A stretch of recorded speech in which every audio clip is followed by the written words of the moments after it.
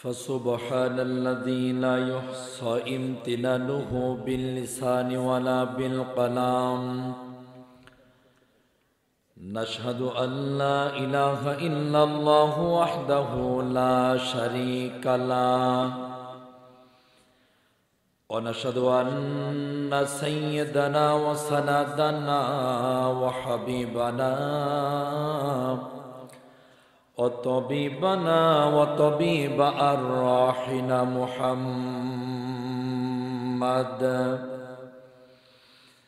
الذي أرسل رسوله بالحق بشيرا ونذيرا وداعيا إلى الله بإذنه وسراجا وقمرا منيرا.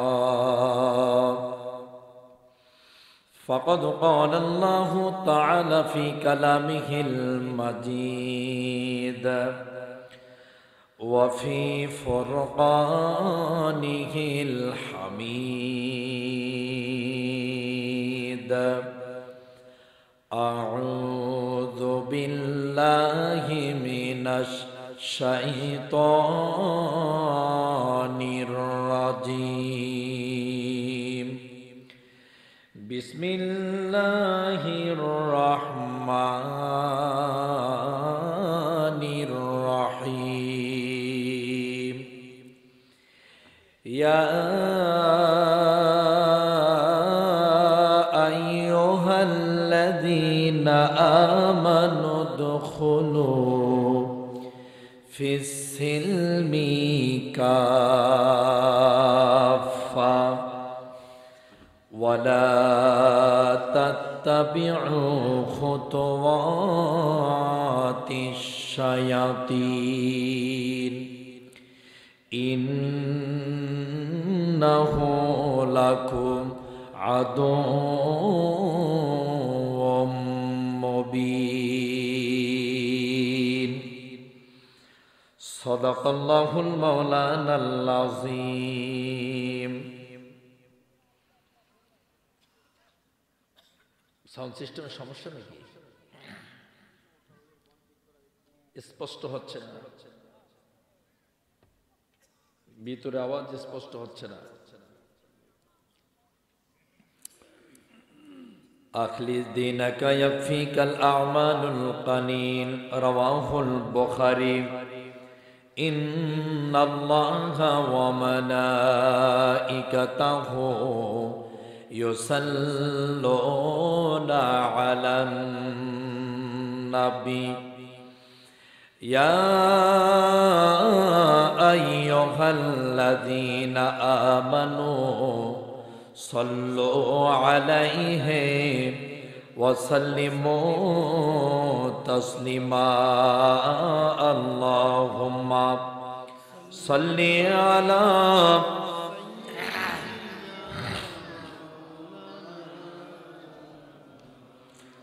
وعلى علي سيدنا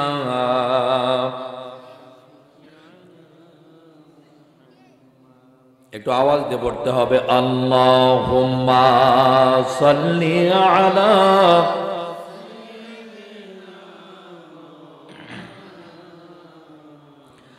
ওয়া আলা আলি সাইয়্যিদিনা।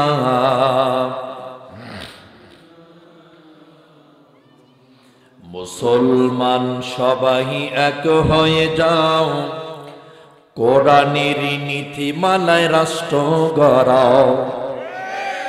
পারবেন?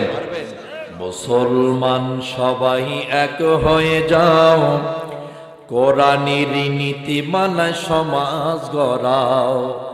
এ রাসূলুল্লাহর নেতা মেনে হে রাসূলুল্লাহর নেতা মেনে শাসন চালাও সবখানে। জীবন সুন্দর সুখী হবে হে তোমার, সুখী হবে দুজাহানে। কয় জাহান? কথা বলে না, কয় জাহানে? সুখ ও শান্তি যদি পেতে হয়, নিরাপত্তাহীনতা যদি না ভুগতে হয়, তাহলে কোরআন ছাড়া আর কোনো বিকল্প রাস্তা আছে? মুখ দিয়ে কথা বলতে হবে, আছে? আওয়াজ দিয়ে বলবেন, ঠিক আছে? শক্তি আছে তো? খাওয়া করে আসছেন, খাইছেন? ঠিক আছে। মুসলমান সবাই এক হয়ে যাও, কোরআনের নীতিমালায় রাষ্ট্র গড়াও, রাসূলুল্লাহর নেতা মেনে শাসন চালাও সবখানে, জীবন সুন্দর সুখী হবে হে তোমার, সুখী হবে দুজাহানে। যেমন নেতা ছিল আবু বকর, তেমন নেতা ছিল হযরত উমর। ছিল কি ছিল না? যেমন নেতা ছিল আবু বকর, তেমন নেতা ছিল হযরত উমর। উটের পিঠে চড়ে গে তিনি, হে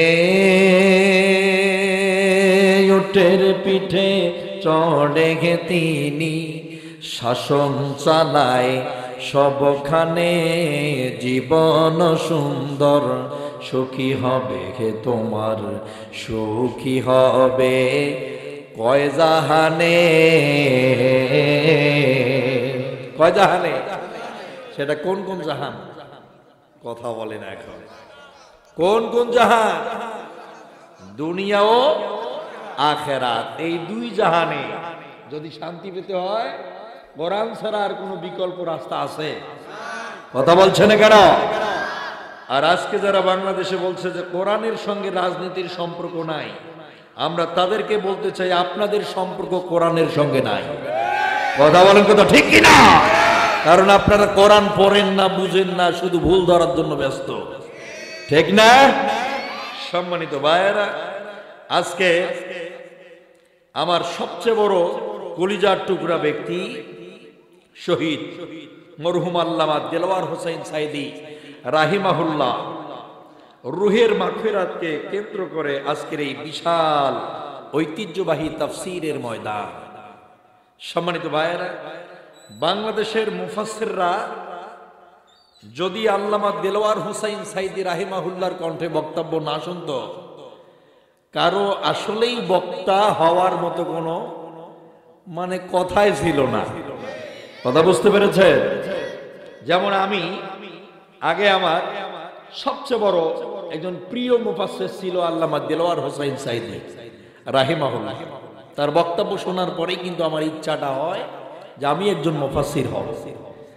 তাহলে এরকম কত শত হাজার হাজার বক্তা মুফাসসির তার বক্তব্য শোনার পরে বক্তা হয়েছে। কথা বলছে না কেন? সম্মানিত ভাইয়েরা, আমি তার বিষয়বস্তুর উপরে কি বলবো, আমার কোনো ভাষা নাই। বলবো যে কি দিয়া আপনাদের যে বোঝামো সে ভাষা আমার নাই। এই মরহুম মোহতারামের কারণে এদেশে এই জনপদে অসংখ্য আলেমকে নির্যাতিত হতে হয়েছে এবং নিপীড়িত হতে হয়েছে। যাই হোক, মহান আল্লাহ তাআলা আমাদের কলিজার টুকরা প্রিয় মুফাসসির শহীদ আল্লামা দেলোয়ার হোসেন সাইদি রাহিমাহুল্লাহকে শহীদের সর্বোচ্চ মাকামটাই আল্লাহ দান করুন। একটু আওয়াজ দিয়ে বলতে হবে আল্লাহুম্মা আমিন।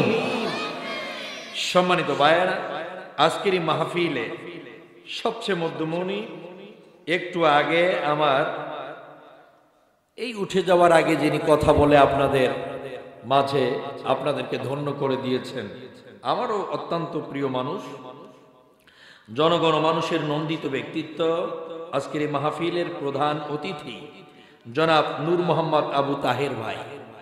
আল্লাহ তাআলা এরকম কিছু ইয়াং জেনারেশনকে যদি বাংলাদেশের প্রতিটি জায়গায় এবং প্রতিটি চেয়ারে প্রতিটি আসনে মহান আল্লাহ জায়গা করে দিত, তাহলে অন্তত আমার দেশে চোর থেকে বাঁচা যাইত। কথা বলেন ঠিক কিনা? বাংলাদেশে দুর্নীতি আর চোরের অভাব নাই, ঠিক না? সম্মানিত ভাইয়েরা, আমি দোয়া করি আমার এই ভাইটাকে আল্লাহ তাআলা ওমরের মতো জজবা দান করুন। আরো জোরে বলতে হবে। সম্মানিত ভাইয়েরা, আজকের এই মাহফিলের সভাপতি যিনি আজকের এই মাহফিলে অবস্থান করেছেন জনাব আলহাজ মোহাম্মদ সুরুজ আলী ভাই, বিশিষ্ট ব্যবসায়ী, দুপচাচিয়ানা স্বত্বাধিকারী সুরুজ আলী সুপার শপ। মহান আল্লাহ তাআলা এই মানুষটাকে ইসলামের মেরুদণ্ড হিসাবে কবুল করুন। আর আজকের এই মাহফিলের আরো অতিথি বৃন্দ আছেন, বরেণ্য অতিথি আছেন, আপনাদের জনগণ মানুষের নন্দিত চেয়ারম্যান ইউনিয়নের, উনি আছেন এখানে না চলে গেছে? আচ্ছা, যাই হোক, আসেন নাই। যাই হোক, আল্লাহ তাআলা এই মানুষটাকেও ইসলামের জন্য কবুল করে নিক। সবচেয়ে বেশি সর্বপ্রথম খুশি হয়ে মহান রবের প্রশংসা স্বীকার করছি যে আল্লাহ পাক বাংলাদেশের সবচেয়ে একটা বড় জালেম থেকে আমাদের বাঁচাইছে, যার নাম হচ্ছে হাসিনা। কথা বলেন, কথা ঠিক কিনা? এই জালেম থেকে আমরা বাঁচতে পেরেছি, মহান আল্লাহ তাআলা আমাদেরকে বাঁচাইছেন। এজন্য আল্লাহ পাকের শুকরিয়া আদায় করছি। একটু জোরে সোরে বলছি আলহামদুলিল্লাহ। সম্মানিত ভাইয়েরা, জালেম কাকে বলে জানেন আপনারা? হ্যাঁ, জালেম কাকে বলে? জালেম কাকে বলে? যে মানুষের উপরে জুলুম করে, যার নাম একটু আগে বললাম, উনি কি বাংলাদেশের মানুষের উপরে জুলুম করেন নাই? কথা বলে না, করে নাই? করেছেন। অতএব তার নাম ধরে এভাবে বলাটা জায়েজ আছে। কথা বলেন ঠিক কিনা? কারণ পৃথিবীর সব জালেমদের নাম ধরে আল্লাহ তাআলা বলতে বলেছেন। যেমন এক জালেম ছিল আবু লাহাব, তার নাম ধরে আল্লাহ তাআলা বলছিলেন, ঠিক না? ঠিক আমাদের সমাজের যে জানেন, এদের নাম ধরে কথা বলা জরুরি, না বললে এরা মাথায় উঠে বসে আপনার মাথায় লাথি মারবে। কথা বলেন ঠিক কিনা? এটা মাথায় রাখেন সম্মানিত ভাইয়েরা। যাই হোক, আজকের মাহফিলের দূর দূরান্ত থেকে আল্লাহর কোরআন শোনার জন্য চাতক পাখির মতো অপেক্ষারত মুরব্বিয়ানে কেরাম, মোস্তে মুজাহিদ তারেক সাইফুল্লাহর উত্তরসূরি প্রিয় যুবক বন্ধুগণ এবং স্নেহের কুচিয়ার কাছা বৃন্দ, পর্দার আড়ালে অবস্থানরতা আমার মা এবং বোনেরা, দূরে এবং নিকটে যতদূর পর্যন্ত আজকের এই আলোচনার সাউন্ড যাচ্ছে, ততদূর পর্যন্ত আমি আর একটা বার ইসলামী রীতি অনুযায়ী সালাম পরিবেষ্টিত করতে যাচ্ছি। আবারও বলছি, আসসালামু আলাইকুম ওয়া রাহমাতুল্লাহি ওয়া বারাকাতুহু। সম্মানিত ভাইয়েরা, মহান আল্লাহর শুকরিয়া আদায় করেছি, রাসূলুল্লাহর প্রতি সংক্ষিপ্ত আকারে দুরূদ পাঠ করতে যাচ্ছি। সারা পৃথিবী সকল বিজ্ঞানী, সাহিত্যিক, সাংবাদিক, বুদ্ধিজীবী আর নেতা নেত্রীদের আদর্শ আর সম্মান সম্ভ্রমকে যদি একটি পাল্লায় এনে দেওয়া হয়, বিশ্বনবীর পায়ের ধুলোর মতো কারোর মর্যাদা হবে না। এটা স্বীকার করেন? এজন্য আমরা মহান আল্লাহর হাবিবের প্রতি সংক্ষেপে দরুদ পড়ছি, জোরে আওয়াজ দিয়ে বলছি সাল্লাল্লাহু আলাইহি ওয়াসাল্লাম। সাউন্ড সিস্টেমের ভাইকে বলছি, গলা টানছে, আমাকে কথা বলতে হবে 2 থেকে 2.5 অথবা 3 ঘন্টা। কি বলেন আপনারা? আজকে আপনাদের ওয়াশ করে দিয়ে যাইতে চাই। রাজি আছেন সবাই? কারা কারা থাকবেন দেখে তো লিল্লাহে তাকবীর।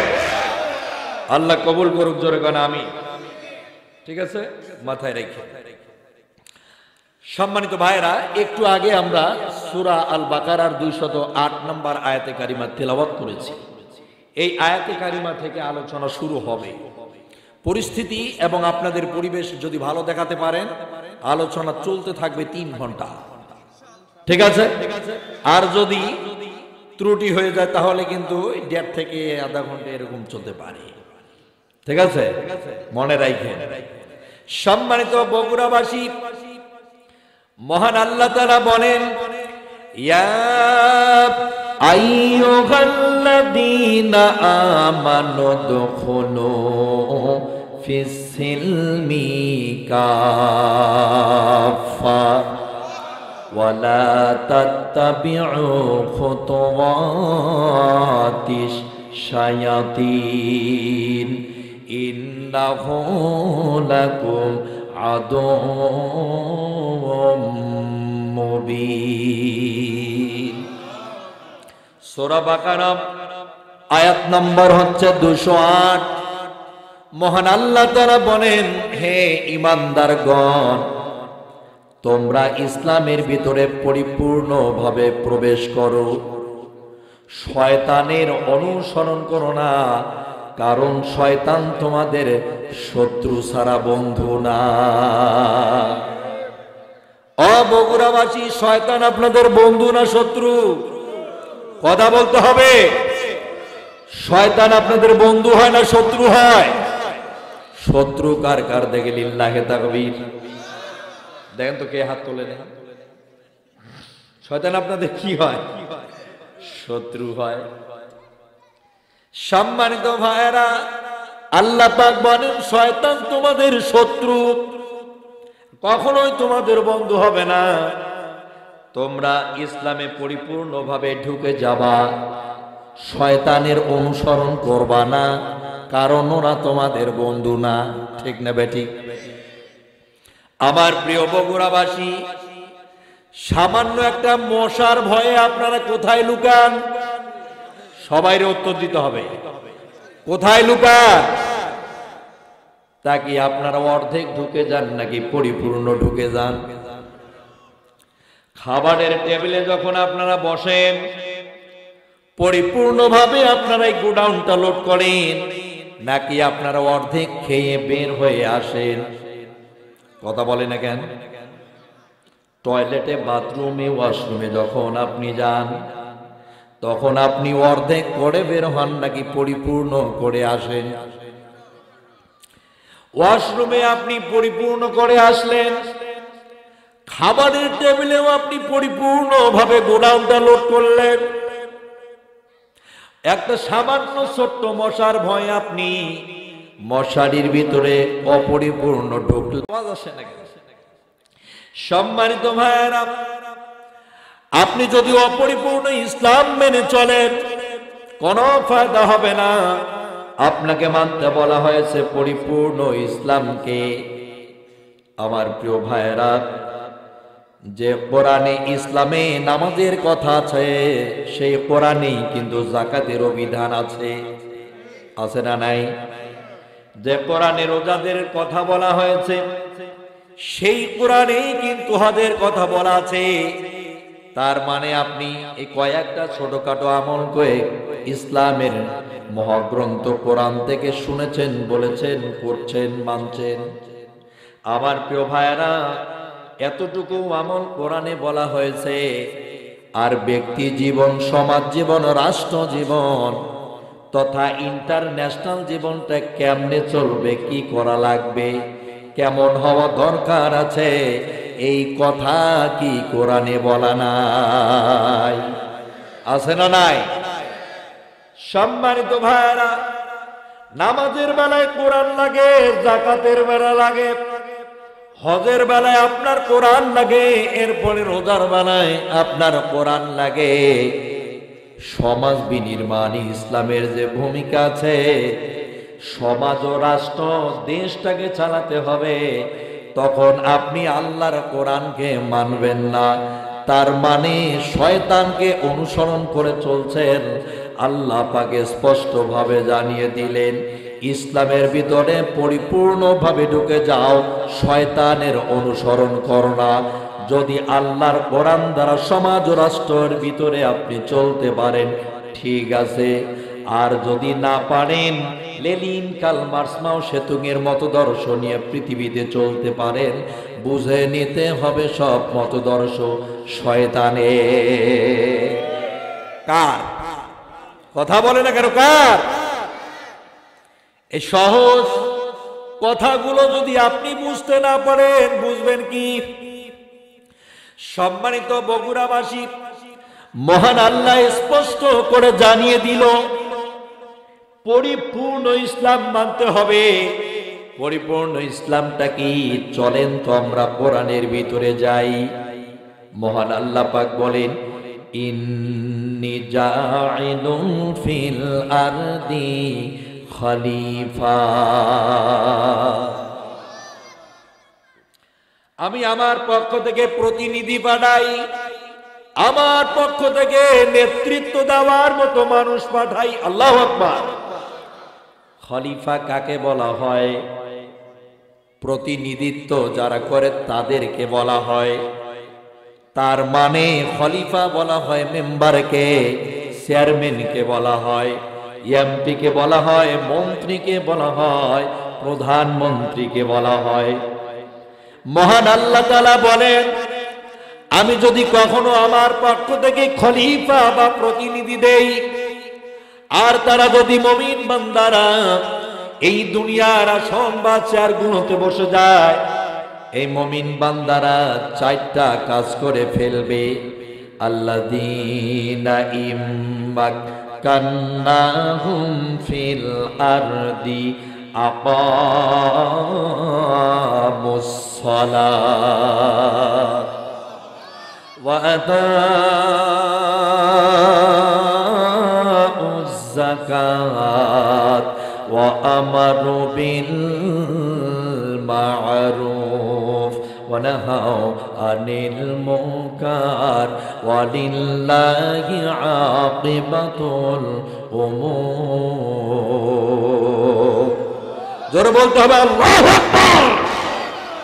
সম্মানিত বগুড়াবাসী, বুঝতে হবে আল্লাহ পাক বলেন, আমার মুমিনদেরকে যখন আমি পাঠাই বা নেতৃত্বের জন্য চেয়ারগুলো দান করি অথবা খাজায়েনের দায়িত্ব যখন দিয়ে দেই, আমার কোন মুমিন বান্দা যদি কখনো চেয়ার পেয়ে যায়, আসন পেয়ে যায়, কোন মুমিন বান্দা যদি ওয়ার্ডের মেম্বার হয়, কোন মুমিন বান্দা যদি ইউনিয়নের চেয়ারম্যান হয়ে যায়, কোন মুমিন বান্দা যদি আসনের এমপি হয়ে যায়, আবার কোন মুমিন বান্দা যদি প্রধানমন্ত্রী হয়ে যায়, তাহলে ওই মুমিন বান্দা আর বান্দিটা তার চেয়ারে বসার সঙ্গে সঙ্গে প্রথম যে বিলটা পাশ করবে, সেই বিলটা হলো রাষ্ট্রীয়ভাবে নামাজ।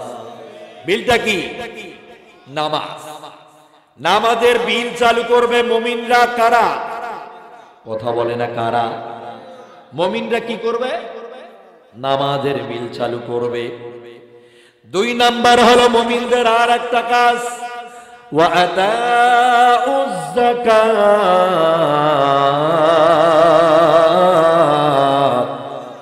দুই নাম্বার যে কাজটা মুমিনের, সেটা হলো তার আইন তৈরি করবে, যাকাত ভিত্তিক অর্থনীতি দেশের ব্যাংকগুলোতে চালু করবে।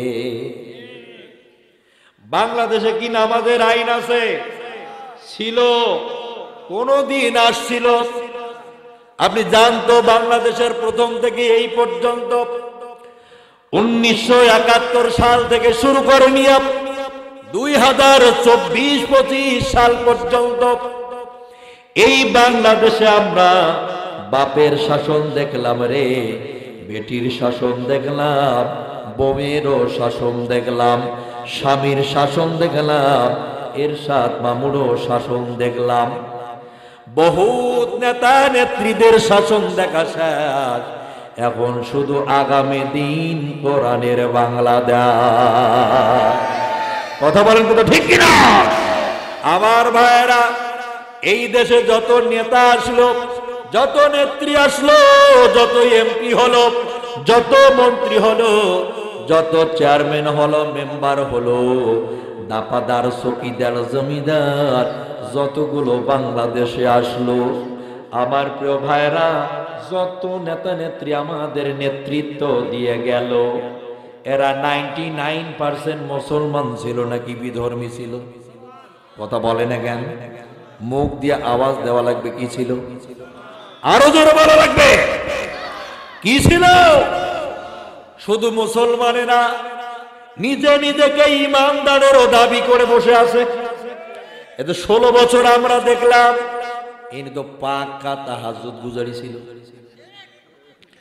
ইনি তো সারা রাত তাহাজ্জুদ নামাজ পড়ি কাটায়, ইনি তো ফজরের নামাজের পরে কোরআন শরীফ খতম করে ফেলায়, সূরা ইয়াসিন, রহমান, মুলুক যা আছে সব তেলাওয়াত করে। অথচ দেখা গেল ইনি আবার মৌলবি আর মুসলমান মারার জয়। কথা বলেন কথা ঠিক কিনা? সম্মানিত ভাইরা, ইনি কোরআনের অনেক সূরা জানেন, অথচ বাংলাদেশের 18 কোটি মানুষের যেই জায়গা থেকে বিল পাস করা হয় সংসদ, সেখানে উনি দাঁড়াইয়া বলছিল লাকুম দিনুকুম ওয়ালিয়া দিন। বুখারী শরীফের হাদিস। এটা বুখারী শরীফের হাদিস। এটা কি কথা বলেন? এটা কি? এটা কোরআন। কোরআনের কোন সূরা? কথা বলেন, দেখেন কোন সূরা? সূরা কাফিরুনের শেষ আয়াত, লাকুম দিনুকুম ওয়ালিয়া দিন। কয় লাকুম দিনুকুম ওয়ালিয়া দিন বুখারী শরীফের হাদিস, অথচ এটা কি কোরআন শরীফের আয়াত, সূরা কাফিরুনের আয়াত। ওনার এই তেলাওয়াত শোনার পরে আমি বুঝে ফেলাইছি উনি কতটা কোরআন শরীফ পড়ে। কথা বলেন, কথা ঠিক কিনা? আমার প্রিয় ভাইয়েরা, মহান আল্লাহ তাআলা বলেন ঈমানদারেরা ওরা 4টা কাজ করবে। প্রথম হলো নামাজ, দ্বিতীয় হলো যাকাত। আমার প্রিয় বন্ধুগণ, এই দেশে নামাজের বিল কি কেউ চালু করেছিল? যাকাত ভিত্তিক অর্থনীতি কেউ কি চালু করছে? কথা বলেন, এখানে করছে? আমার প্রিয় ভাইরা, যাকাত তো চালু করে নাই, চালু রাখছে ইংল্যান্ডের তৈরি করা সুদ ভিত্তিক জীবন ব্যবস্থা। ইংল্যান্ডের ইহুদিরা আবিষ্কার করেছে সুদ, সেই সুদ তারা ব্যাংকগুলোতে চালু রেখেছে। ঠিক না বেঠে? প্রিয় ভাইরা আমার, মনে রাখবেন, বক্তা যদি যুবক রাখে, মাইকটা কিন্তু বুড়া হইলে হবে না, ওটাও যুবক লাগবে। সম্মানিত বন্ধুগণ, তাহলে মুমিনরা 4টা কাজ করার প্রথমটা হলো নামাজ, দ্বিতীয়টা হলো যাকাত। বাংলাদেশ ব্যাংকে কি যাকাত ভিত্তিক অর্থনীতি আছে? কথা বলেন না কেন? আছে? নাই। এরপরে কৃষি ব্যাংকে কি যাকাত ভিত্তিক অর্থনীতি আছে? জনতা ব্যাংকে আছে, রূপালী ব্যাংকে আছে, ডাচ বাংলা ব্যাংকে কি আছে নাকি? তাহলে কি আছে এখানে? আমার প্রিয় ভাইরা, সুদ আজ প্রতিটি ব্যাংকে ভরে গেছে। প্রতিটি জায়গায় সুদ, শুধু না, প্রতিটি মানুষের পকেটে পকেটে ঢুকে গেছে। আমার প্রিয় ভাইরা, তার মানে মহান আল্লাহ পাক বলেন ঈমানদারেরা যে 4টা কাজ করবে। প্রথম হলো নামাজ, তারপরে হলো যাকাত, 3 নাম্বার হলো ওয়া আমারু বিল মারুফ। আরো জোরে কোন আল্লাহু আকবার। আল্লাহ বলেন খারাপ কাজে বাধা দিবে ঈমানদাররা, ভালো ভালো কাজ করার জন্য তারা উৎসাহিত করবে। 4 নাম্বার যেটা, সেটা হলো ঈমানদারেরা খারাপ কাজে নিষেধ করে দিবে আর ভালো কাজে উৎসাহিত জানাবে। এই 4টা কাজ হলো ঈমানদারের কাজ। কার কাজ? ঈমানদারের কাজ। এই 4টা কাজ কি বর্তমান পৃথিবীতে চালু আছে নাকি চালু করা লাগবে? চালু করতে পারবেন তো? কারা কারা পারবেন দেখে লিল্লাহে তাকবীর। এই 4টা কাজ আপনাকে চালু করতে গেলে আপনাকে ব্যাপক সংগ্রামের মুখাপেক্ষী হতে হবে। আমার প্রিয় ভাইয়েরা, শুধু 1971-এর যুদ্ধ না, 2024-এর লড়াইয়ের মতো না, দুইটাকে একখানে করলে যে ডাবল শক্তি হয়, যে লড়াই হয়েছিল এই বাংলায়, এর চেয়ে 4 ডাবল লড়াই করার পরে আল্লাহর দ্বীন এই জমিনে উড্ডীন করা সম্ভব হবে। আমার প্রিয় ভাইরা, এই 4টা কাজ এ কিন্তু সাধারণ ব্যাপার না, মহা কঠিন ব্যাপার। প্রথম যে কাজটা, সেটা হলো নামাজ। এই বাংলাদেশে দেখা গেছে নামাজ পড়তে গেলে জামাত শিবির বানাইয়া জেলে ঢুকায় দিয়েছে। দিয়েছে কি দেয় নাই? তার মানে বোঝা গেল এই বাংলাদেশে কিছু নামাজি আছে, নামের নামাজি, ওরা কামের নামাজি নয়। ওরা রাষ্ট্রীয়ভাবে নামাজের মর্যাদা চায় না। নামাজ পড়লে যারা অপরাধী বানাইয়া জেলে ঢোকায়, এরা মুমিন হতে পারে না, এরা বড় বেঈমান। আমার প্রিয় ভাইরা, যেই দেশে যেই জনপদে এই 4টি কাজ চালু থাকবে না, বুঝতে হবে ইমানদাররাই কোনদিন ক্ষমতায় যায় নাই। ঠিক না বেঠিক? যদি দেখা যায় এই 4টা কাজ চালু আছে, তাহলে বুঝতে হবে দেশে জনপদে আল্লাহর দ্বীন কায়েম আছে। আর যদি দেখেন এই 4টি কাজ কায়েম হয় নাই, চালু নাই, তাহলে বোঝা লাগবে ইমানদাররা ক্ষমতায় নাই, ছিল শুধু জালেম আর জালেমের বাচ্চারা। সম্মানিত ভাইরা, নামাজ চালু হয়ে যাবে ইমানদাররা যদি দুনিয়ায় আসে। রাষ্ট্রীয়ভাবে আইন তৈরি হবে যে এক ওয়াক্ত নামাজ পড়বে না, তার জন্য 72 ঘন্টা নফল পড়া শাস্তি। কথা বলে না কেন? 72 ঘন্টা কয় দিনে হয়? কথা বলছে না কেন? কয় দিন? 3 দিনে 72 ঘন্টা। এক ওয়াক্ত নামাজ যে আদায় করবে না, বাতিল করে দিবে, পড়তে চাবে না, দেশে আইন তৈরি হয়ে যাবে। নামাজ যে পড়বে না, তাকে চিরুনি অভিযান দেওয়া হবে। এই অভিযান দেওয়ার পরে দেশের আইন শৃঙ্খলা রক্ষাকারী পুলিশ বাহিনী তাকে খুঁজে গ্রেফতার করে ফেলবে। এবারটা তুমি নামাজ পড়ো নাই, এজন্য তোমার শাস্তি 72 ঘন্টা নফল দাঁড়াইয়া দাঁড়াইয়া পড়ো। আমার প্রিয় ভাইরা, 10 মিনিটে ফরজ নামাজ পড়া ভালো হবে নাকি 72 ঘন্টা নফল পড়া মজা লাগবে? কোনটা ভালো হবে? কথা বলে না কেন? কোনটা ভালো হবে? মসজিদের আজান শোনা মাত্রই মানুষ উজু ছাড়াই দৌড় মারবে।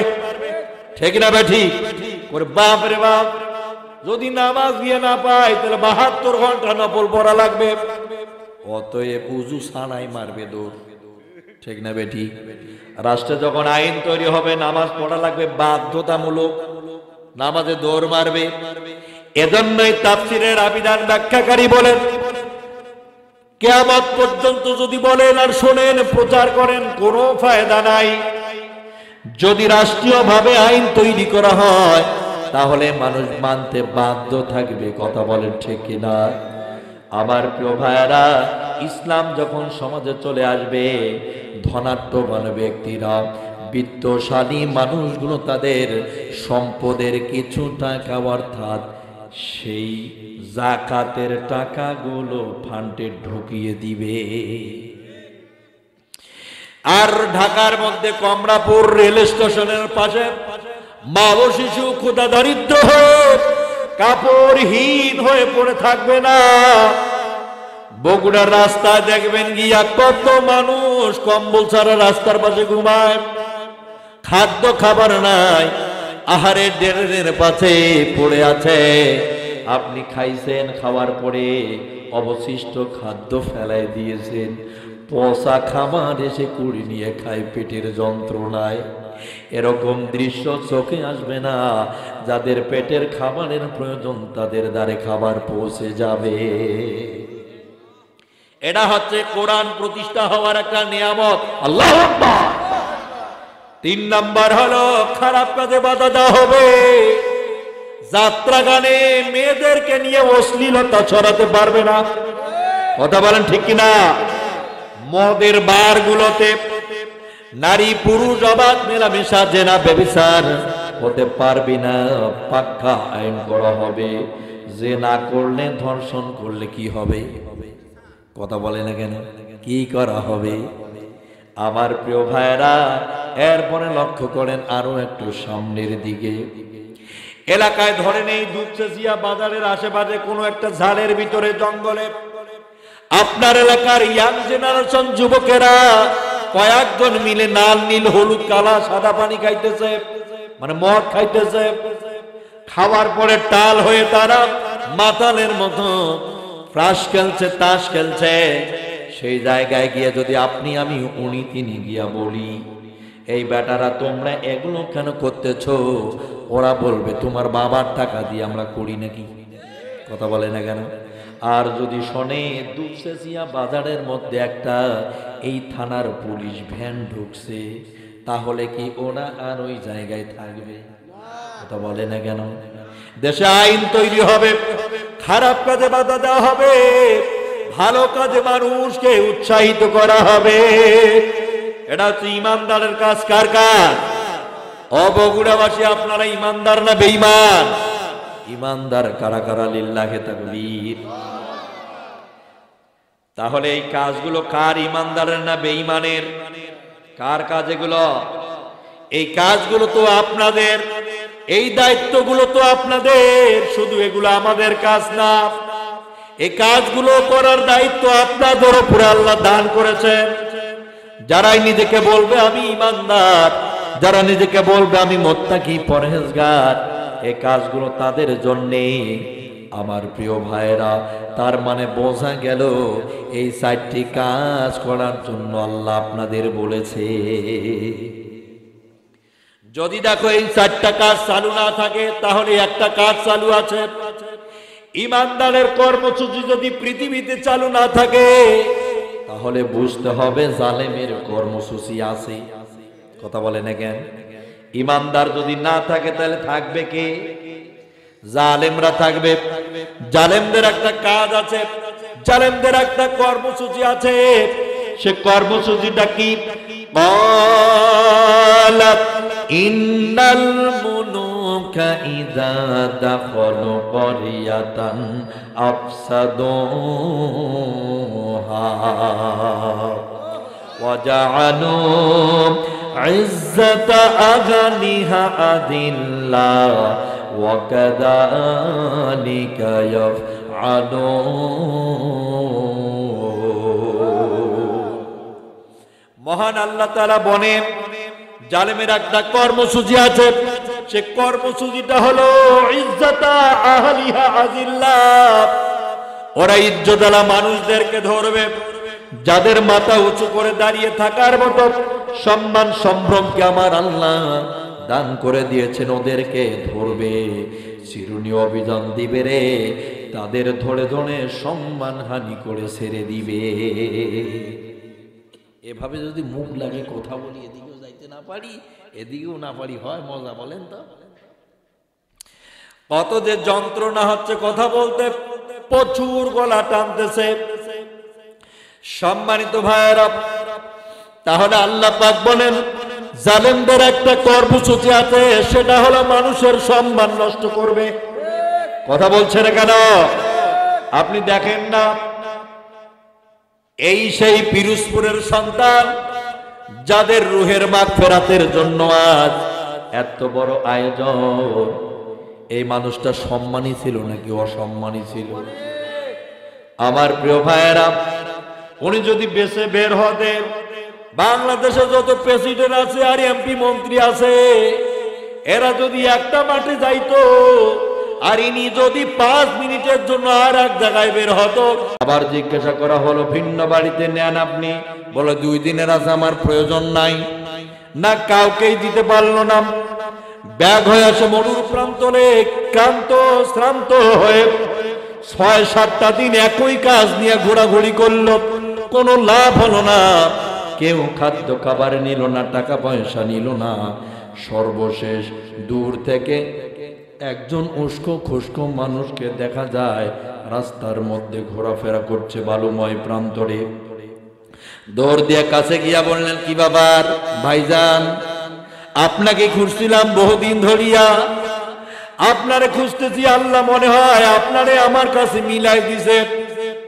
ও ভাইজান, এতে আমার কাছে কিছু টাকা পয়সা খাদ্য সামগ্রী আছে, এগুলো আমি আপনাকে দিতে চাই। লোকটা বললেন, আপনি পাগল নাকি? আপনার মাথা কি নষ্ট হইল নাকি? আপনি কয়দিন ধরে কাকে খোঁজেন? বলে, আমি প্রায় 2-3 দিন তো হবে এই রকম করে খোঁজাখুঁজি করি খাদ্য খাবার দেওয়ার জন্য। আমি খলিফার কাছ থেকে খাদ্য সামগ্রী এবং টাকা পয়সা জাকাতের সব এনেছি, বিলি বন্টন করার জন্য নিয়ে নেন। বললেন, পাগল নাকি তুমি? তোমার গুলো টাকার খাদ্য সামগ্রী, আর আমার বস্তার মধ্যে কি সেরা খেতা কম্বল নাকি? আমার গুলো কি তুমি জানো? তোমার এখানে কত টাকা, কত খাবার জানি না, তবে শোনো রে, আমার বস্তার মধ্যে আমার সম্পদের 1 অংশ জাকাতের টাকা এনেছি, তুমি কয়দিন ধরে ঘোরো? তুমি 2-3 দিন ধরে ঘোরো রে, আর আমি এই প্রান্তনে 7-8 দিন ধরে ঘুরি, একটা মানুষ খুঁজে পাই না। আরে কি সমাজ গঠন করে গেল, কেমন রাষ্ট্র পরিচালনা করলো, যাকাত দেওয়ার মতো লোককে খুঁজে পাইতেছে না, মানে কারে দেব, কে খাইবে সেই লোক নাই, নিতে চায় না।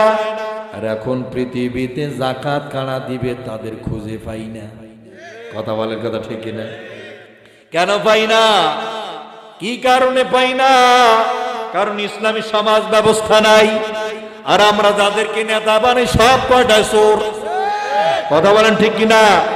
বেড়া সব হচ্ছে ভণ্ডামি, শুধু এই দোজকটা ভরার জন্য রেডি। আর দেশের টাকা কিভাবে মেরে দিয়া বিদেশের মধ্যে সুইস ব্যাংকে জমা করা যায় ওই ধান্দা। আপনি দেখেন 1971 থেকে 25 পর্যন্ত যত নেতা নেত্রী হয়েছে সবাই কোনো না কোনো ভাবে দুর্নীতির সঙ্গে জড়িত। কথা বলে না কেন? সবাই জড়িত। আমার প্রিয় ভাইরা, ইসলাম যদি চালু হয়ে যায় আর কোন যদি চোর ধরা পড়ে তাহলে কি হবে?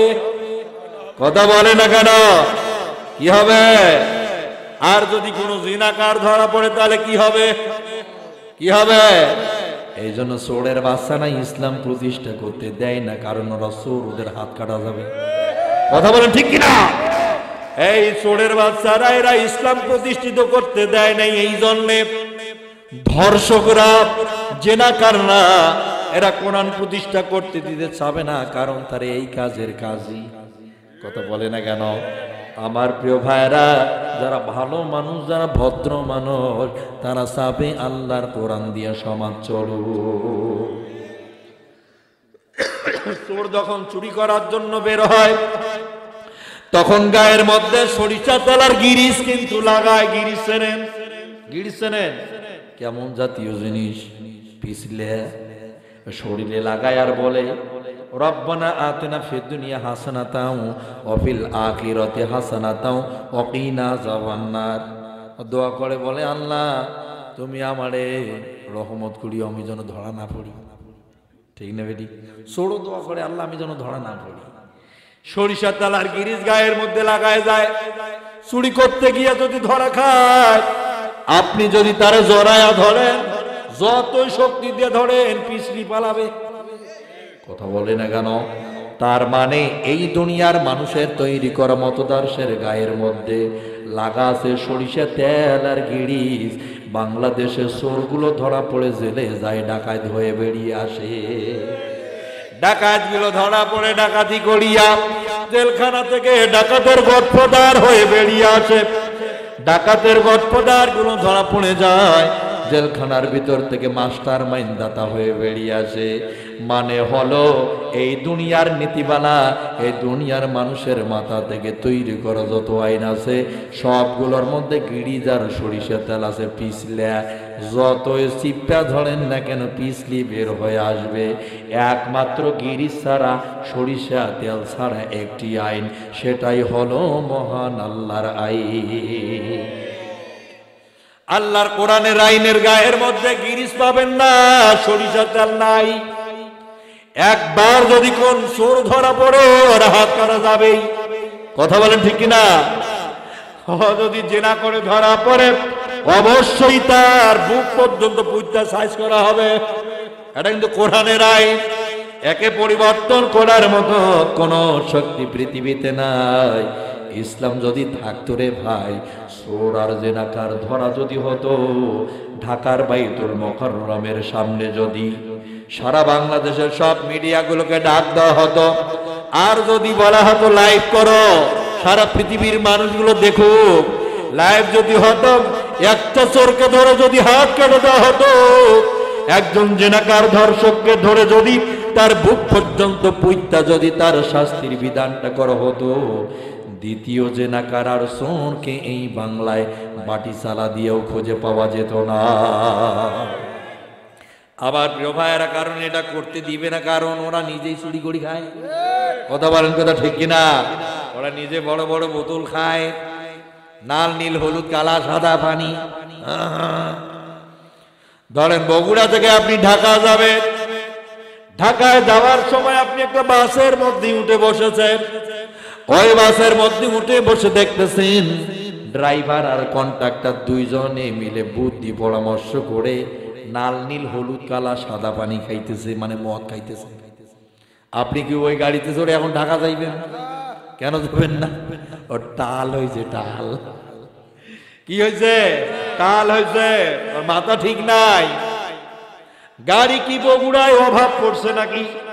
গাড়ি কি আর নাই? বাস বহুত গাড়ি আছে। আপনি যদি টাল ড্রাইভারের পিছনে ওঠেন, আর সামনে যদি ভ্যান আসে, ও কিন্তু টেরাক মনে করে সাইড দিবে। কথা বলে না কেন? কারণ মাথা ঠিক নেই। ও যদি সামনে বাস দেখে হেলিকপ্টার মনে করবে, এটা কি দেখতেছি রে। আমার প্রিয় ভাইয়েরা, যমুনা সেতুর সামনে গিয়া যদি যমুনা সেতুর ব্রিজকে ট্রেন মনে করে সাইড দেয়, তাহলে কি হবে? কত হইবেটা কি? এই টাল মাতাল, মাথা যে ঠিক নাই, ও যদি ব্রিজটাকে ট্রেন মনে করে সাইড দেয়, ওর তো ডাইরেক্ট পানিতে সুবা খায়া মরবে। ও শুধু একাই মরবে না, তোমাদের মতো প্যাসেঞ্জারকেও ধরি মরবে। অতএব টাল মাতাল ড্রাইভার পাল্টে ফেলান, ভেজাল আছে। কথা বলে না কেন? অন্য গাড়ি দুটি যাও, গাড়ি পাল্টান, কপাল খারাপ আছে।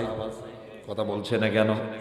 আমার প্রিয় ভাইয়েরা, অনেক আলোচনা ছিল, কিন্তু তা মনে হয় হবে না। সম্মানিত বন্ধুগণ, একটা মুফাসসিরের সবচেয়ে বড় অস্ত্রের নাম হলো মাইক। লড়াই করার অস্ত্রই হচ্ছে মাইক। ঠিক আছে? আমি যে লড়াই করবো সেটার নাম হলো মাইক। আমার যদি রেবেল ভরে ভাঙ্গি যায় গুলি করার আগে, তাহলে তো আমি শেষ। ঠিক না? সম্মানিত ভাইয়েরা, এজন্য আমি আর বাড়াতে চাচ্ছি না, আমি এই পর্যন্তই রাখতে চাই। সমাজ বিনির্মাণে ইসলামের ভূমিকা ছাড়া আর কোনো উপায় আছে? কোনো উপায় নাই। যদি আপনি ভালো থাকতে চান, যদি আপনি ইমানদার হয়ে বাঁচতে চান, আসলে যদি শান্তি সুখে যদি আপনি থাকতে চান, তাহলে কোরআনের বিধান ছাড়া আর কোনো রাস্তা নাই। কোনো রাস্তা নাই। সে যত বড় নেতা হোক, যা কিছু করুক, এই পৃথিবীর মানুষের মতদর্শ দিয়া যা করতে চাক, কোনো লাভ হবে না, কোনো ফায়দা হবে না, পরিবর্তন আসবে না। সম্মানিত বন্ধুগণ, শুধু একটাই উপায়, সেটা হচ্ছে ইমানদারের কর্তব্য দায়িত্ব ইসলাম। আমাদের মরে যাওয়া ইসলাম, বেঁচে থাকতে হলেও ইসলাম, কথা বলতে গেলেও ইসলাম, বাঁচতে গেলেও ইসলাম। তার মানে কুলিন্না সালাতি ওয়া নুসুকি ওয়া মাহইয়ায়া ওয়া মামাতি লিল্লাহি রাব্বিল আলামিন। আল্লাহ বলছেন, বলো হে বান্দা, আমার নামাজ, আমার কোরবানি, আমার জীবন, আমার মরণ, আমার বেঁচে থাকা, আমার মরে যাওয়া, আমার বক্তব্য, আমার চলাফেরা, আমার জীবন, আমার বক্তৃতা, আমার রাজনীতি, আমার সমাজনীতি, আমার বন্দি নীতি, আমার সন্ধি নীতি, আমার পররাষ্ট্রনীতি, আমার যুদ্ধ নীতি, যত নীতিমালা আছে, সব নীতিমালা কার জন্য হইতে হবে? সব আল্লাহর জন্য হতে হবে। সম্মানিত বন্ধুগণ, এই কথাগুলো আপনাদের বুঝতে হবে। আজকে মজা করে আপনাদের হয়তো বোঝাতে পারি নাই, সামথিং ভাবে বলেছি। অতএব আগামী কোথায় যেন একটা 25 তারিখে একটা প্রোগ্রাম, আপনাদের এই দুপসেসি আগে বলে দিবেন যে মাইক যেন ভালো করে, সর্দার পাড়ায়। সম্মানিত ভাইয়েরা, বাকি আলাপ আলোচনা ওখানে হবে ইনশাআল্লাহ। বলেন ইনশাআল্লাহ। সম্মানিত ভাইয়েরা, আজকের আলোচনা বিষয়বস্তু খুবই জটিল ও কঠিন, গুরুত্বপূর্ণ ছিল। কি বলেন আপনারা? খুবই গুরুত্বপূর্ণ।